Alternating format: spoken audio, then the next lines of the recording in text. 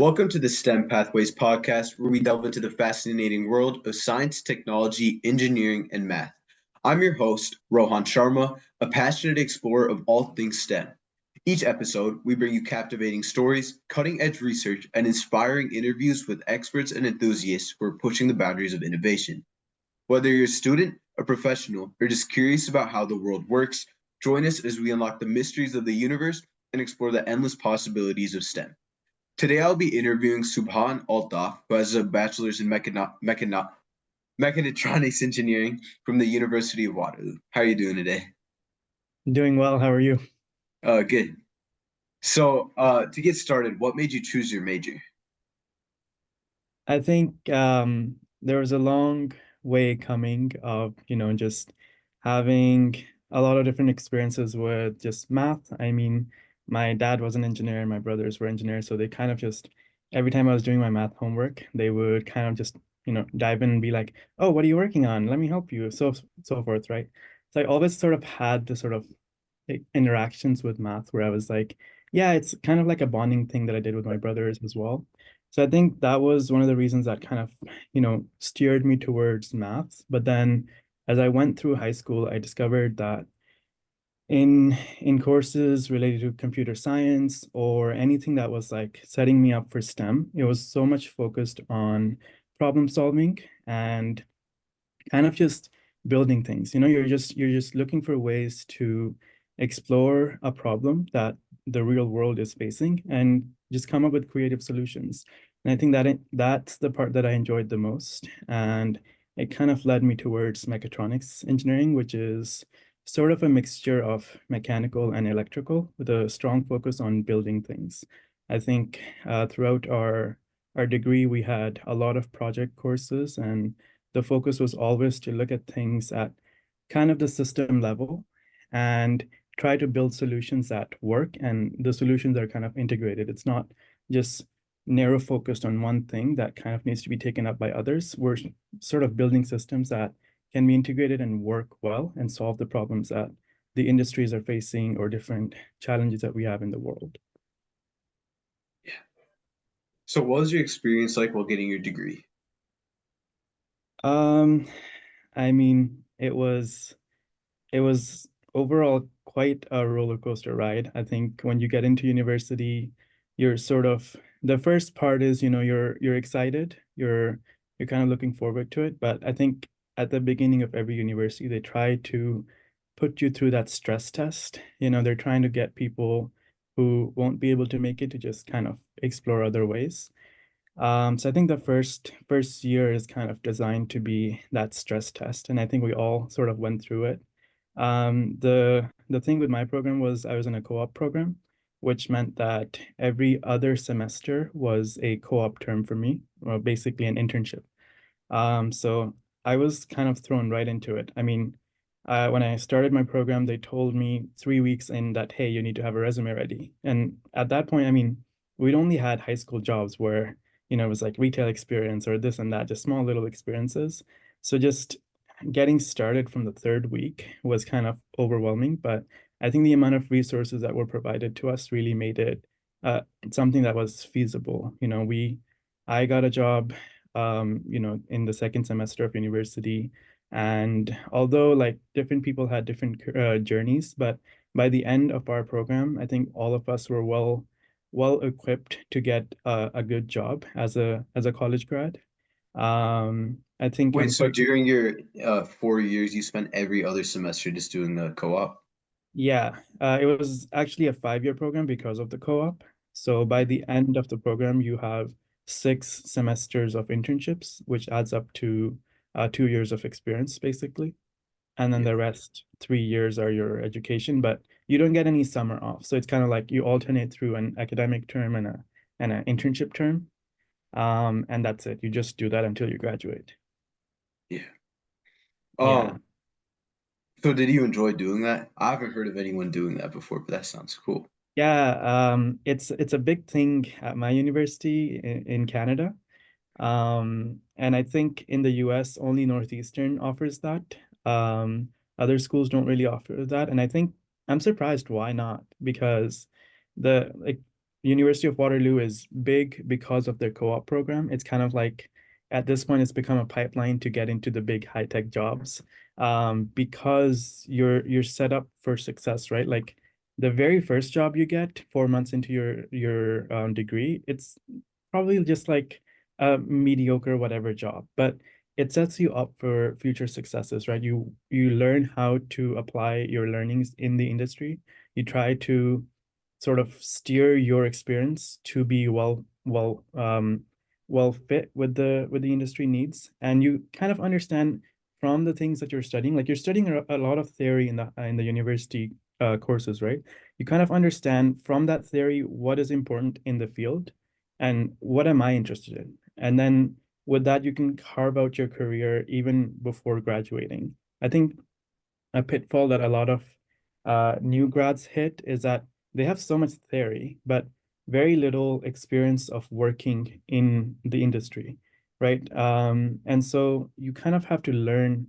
It sort of becomes overwhelming at that point as well. You have to learn how to operate inside a company because it's quite different from anything university would teach you.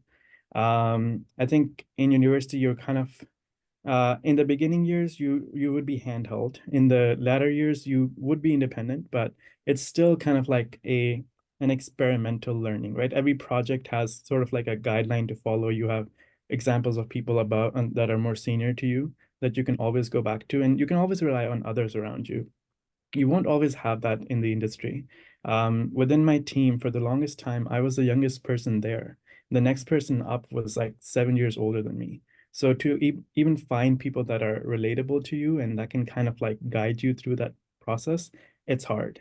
I've kind of been lucky that all of my managers and mentors have been pretty good. So I've kind of leveraged that to fit in better.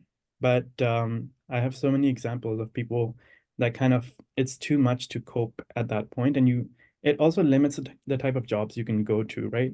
Because if you don't have that understanding of how to operate at inside a big company, then you're not really going to get hired by that company. Like they're going to filter you out in the interview stage. So many times people would kind of be restricted to very entry level jobs, and it's yeah, I mean, it's part of the whole university process, I think. I guess the schools that don't have co-op, they kind of leave it up to the individual people that they will in the summers go and find jobs, but it's hard. Summers are very competitive, and if you don't have resources from your university, just the pool of people that you're competing against, it's a very large pool and it's hard. The jobs are limited. Yeah. Can you talk specifically about what these co-ops that you did were? Yeah, my first one was at the Innovation Lab of General Motors.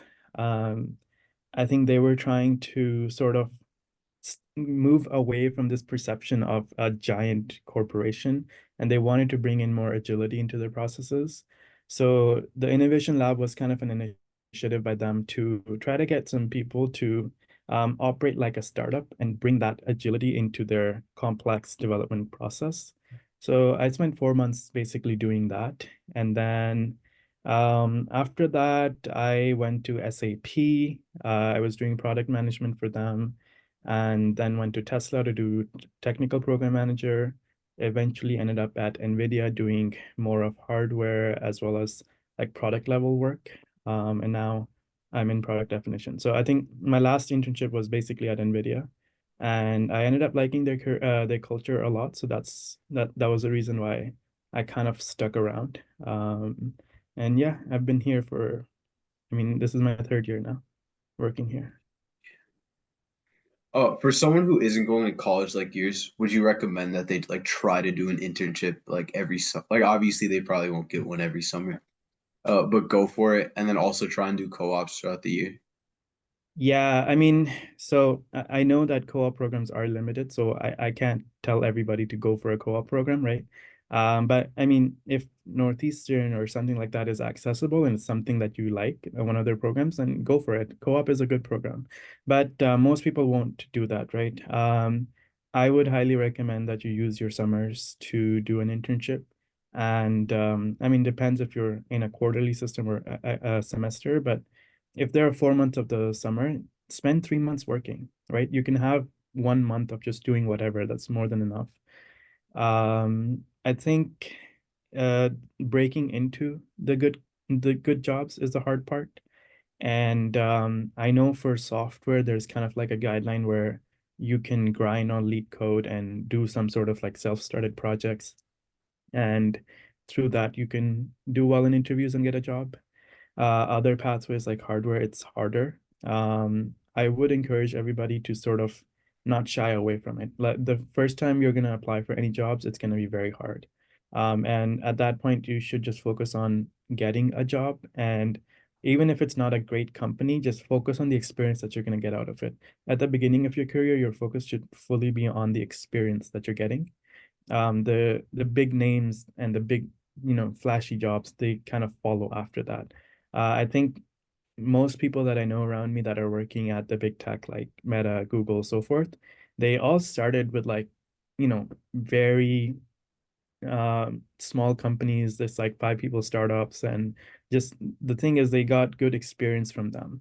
So they got good experience for 1 or 2 co-op terms, and then the third one was like a big company in California, and they were all set from there onwards.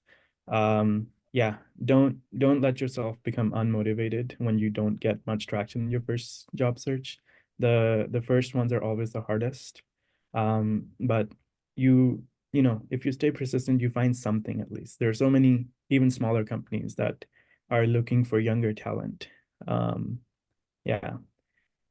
And the other thing I would recommend is kind of focus on building a portfolio. I think over the past couple of years, we've shifted away from, what is your degree, which school you're going to, and we've shifted from that to what is your profile, what is your portfolio. And I think at this point, people that are at random whatever universities that nobody knows about, they still can do really well in their careers if they build a good portfolio for themselves, as opposed to people that are, let's say, in Ivy Leagues. They may still fall behind. I think there's a lot more opportunity for somebody to just focus on the portfolio part, make sure they can represent their experience well, and then get a good job from there. So the main thing is focus on building a good portfolio. If you're into software, then start doing some projects. It's really easy to just like start coding an app or start coding any solution. Just pick any random problem out there, try to build a solution. And then I think there are hackathons and whatnot there as well. But I mean, the focus should be on doing projects that you can put on your resume. If you're into any of the hardware or anything else, it's a bit harder, but I think the key would be to try to get hands-on experience. Even if it's like, starting with like Lego robotics and so forth, like just try to get that hands-on experience so that you can put it on your resume, and that is what will get you the job. How you do in your courses, it's like, of course, it becomes a factor at some points, but it's not the most important thing. As long as you can keep up with your courses and have the hands-on experience to show, that's like more than enough. Do you think it's a good idea, especially when you're early in your career and maybe haven't yet landed that job at Apple or Google or whatever, to keep moving around jobs to help build that portfolio? Yeah, I think especially when you're a student, that's the time to experience and experiment. Um, when you go into your full-time career, that's where you kind of want to build a stable foundation for yourself. But your student years is the time to go around. Don't commit to one company. Even if you get Apple in your first summer, don't commit to Apple throughout. Go around because every company has a different culture. Even within the big tech Silicon Valley companies, there's a large culture difference between each. And I saw that. I mean, I worked at Tesla before over here. Before that, I worked at SAP, and then I worked at NVIDIA, and each three of those companies had completely different cultures. And you don't get to experience that until you're thrown into it, until you're inside working through that stuff. Only then do you actually understand what the cultural differences are. So definitely move around. Don't stick to one thing as a student. But when you're closer to full time and when you're doing your full time, you should try to build a strong foundation at the company you go to, so it helps to stick around for a bit. But the thing is, it again depends on your career paths, because I know people that are in software engineering, they're able to move around easier, because if you're, let's say, focused on web development, for example, right? It's the same work you're gonna do for Reddit versus, I don't know, any other company, right? It's the same type of work that you would do. You can move around easily. You spend 2 years at one company, then you move to company B, and so forth. Whereas in hardware, specifically for me, a development cycle for one chip that I would work on is multiple years long. So if I'm only spending, let's say, 2 years at NVIDIA and trying to move after those 2 years, I'll have very little to put on my resume in terms of like, I've seen this process from A to B and I've done all of this stuff. Like I'm doing a lot of stuff in there, but it's hard to sort of show that development because you haven't seen as much change, as many sides of the product development. So it does depend on your industry. I think software allows you to have more flexibility with moving around. And they don't really care if you've switched 5 jobs before. Like I think usually the retainment cycle for software is lower. It's much quicker for people to move around. Whereas in hardware, I mean, people at NVIDIA that I know, they've been sticking around for like 7 years and so forth. So most people on my team have been around 7, 10 plus years. Yeah. So, what's your experience been like at NVIDIA? Overall, quite positive. I think the thing with NVIDIA that they do well is that they know how to take care of the employees.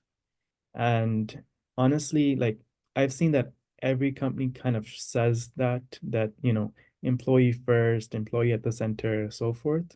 But so many companies don't follow through on that.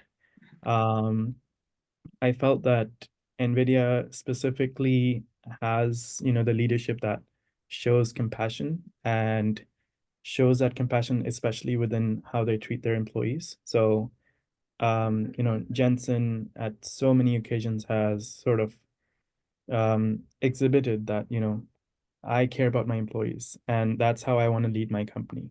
And he takes on this, sort of perspective of we start from the first principles and we want to just focus on the things the way they make sense. We don't want to create hurdles for no reason. And I truly saw that at NVIDIA. I think the one thing I noticed was from the get-go, it didn't matter if I was working with a senior VP or a director or a manager or a new grad.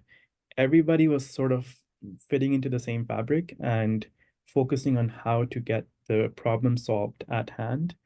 Very little focus on like, oh, I am this person and I should be treated like this, or I should only be solving these type of problems and so forth. You kind of see that horizontal structure of everybody is down to earth and just working towards the mission. The mission is our boss, the mission is our goal. We work on that, right?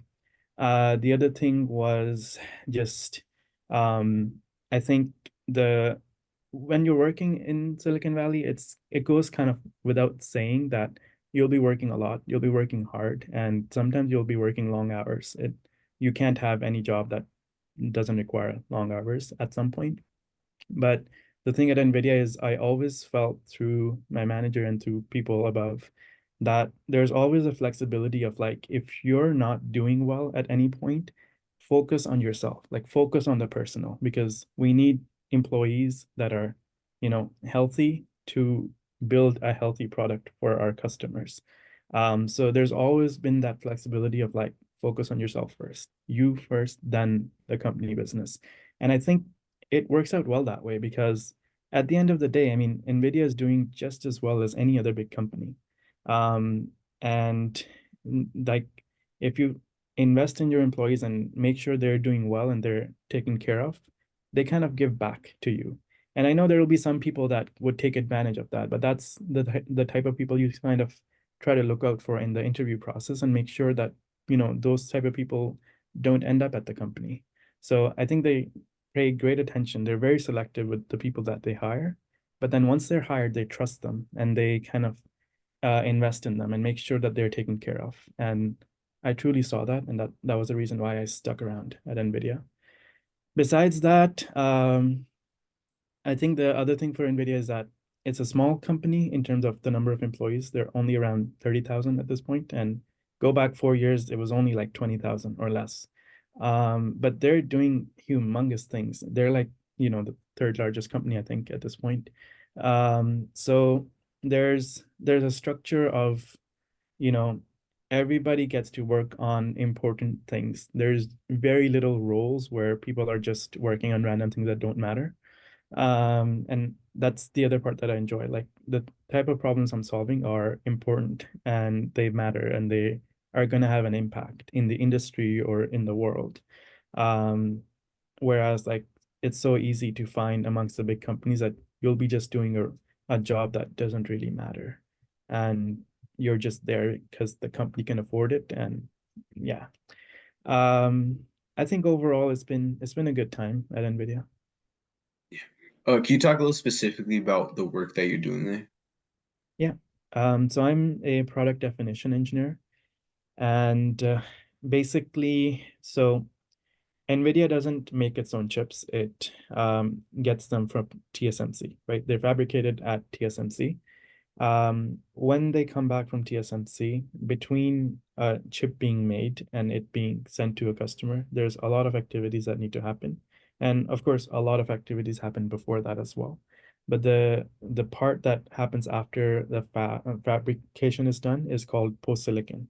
Within post-silicon, we need to make sure that the chips that we have at hand, which are, of course, generated in bulk, now they can be put into different markets with different needs, and they can be specialized for those markets. So, for example, we have a division called Tegra, which goes towards the automotive market and some of the robotics markets and so forth. Um, so my job would be to make sure that we understand the needs of each market, what are our clients and what do they need, and we're able to optimize our product for those needs and get that out to them. So that's the product definition part. You're defining the operational range of the product and optimizing that to make sure that the performance that our customers need is met. Yeah. Um, yeah. So, what advice would you give someone wanting to go down a similar career path as you, who's still in high school or very early in college? Yeah, I think so. Like I said before, focus on building a good portfolio. From the get-go, don't try to go for the big companies. Focus on getting good experience. And I think earlier on is the time when you should focus on experience and building skills that would be helpful in the future. I made one mistake where I went into program management too early.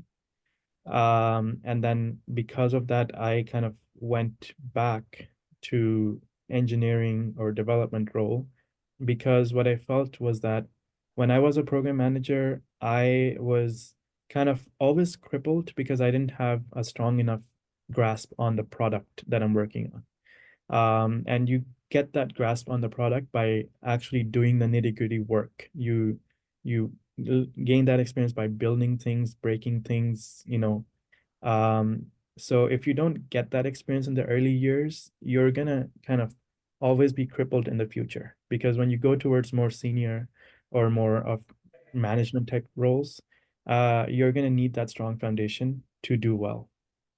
So yeah, focus on the experience. Don't try to speed ahead. The other thing is that I think it's very easy when you're going through the university years and the early career stage to, you know, face failures. It's a common thing. You're gonna get into university and you're gonna start seeing in some courses you don't do well at all. No matter how much you try, you just don't do well. Or you have too many deadlines and you just can't meet them. It's humanly impossible to meet all your deadlines, right? You're gonna see a lot of rejections when you first apply for jobs. Even after you've gained good experience, you'll still see rejections. I think um, that the thing to gain out of that is you can never escape failure, but the way you interact with failure is what builds you. If you just keep taking each rejection as a failure, you're not going to get anywhere. You need to sort of train yourself to understand that a rejection doesn't change who you are, what your future is going to be. You just need to keep pushing forward and never give up, so that even that rejection doesn't hold you back. There's something else out there that will that you will get accepted for, and you will sort of proceed. You kind of define your own path by persisting and just believing in yourself. I think a lot of times you just need to keep pushing forward, even though you're hitting roadblocks, you're getting rejected, you're just facing one failure after another. Just never let that hold yourself back. If you remain persistent, you're gonna keep progressing.